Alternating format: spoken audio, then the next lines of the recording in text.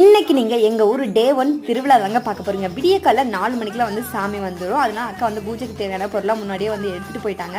So அங்கேருந்து வெடி போட்டதுக்கப்புறமே நானும் வீட்டிலேருந்து கிளம்பிட்டேன். ஏன்னா சாமி வந்து பக்கத்தில் வந்துடும். ஸோ இங்கே வந்து விளக்கெலாம் பற்ற வைக்கிறதுனால வந்துட்டு நானும் இங்கே வந்துட்டேன்.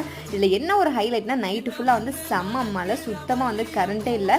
நான் சின்ன வயசுலேருந்து இப்போ வரைக்குமே இந்த மாதிரி திருவிழாவுக்கு முன்னாடி நாள் மழை வந்து நான் பார்த்ததே கிடையாது. ஃபர்ஸ்ட் டைம் நான் எனக்கு திருவிழாவுக்கு முன்னாடி நாள் வந்து மழை வரும்போது எனக்கே ரொம்ப ஸ்பெஷலாக இருந்தது.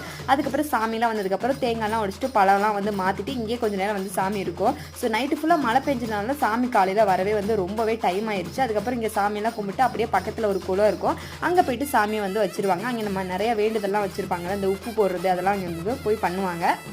நாங்களும் அங்கேருந்து ரொம்ப நேரம் சாமியெல்லாம் கும்பிட்டு அங்கேருந்து பட்டாசெல்லாம் பயங்கரமாக கொளுத்துவாங்க. அதுக்கப்புறம் அதெல்லாம் நாங்கள் வேடிக்கை பார்த்துட்டு வீட்டுக்கு வந்து ஒரே புகை மூட்டமாக இருந்துச்சு. அப்புறம் டைம் ஆயிடுச்சு பால் குடம் எடுக்கிறதுனால அக்காவும் பாப்பா வந்து காப்பு கட்டி பால் குடம் எடுத்திருந்தாங்க. அதுவும் எடுக்கிறதுக்காக ரெடி பண்ணிட்டு இருந்தாங்க. நான் அந்த சைடு வந்து காஃபி குடித்தேன்.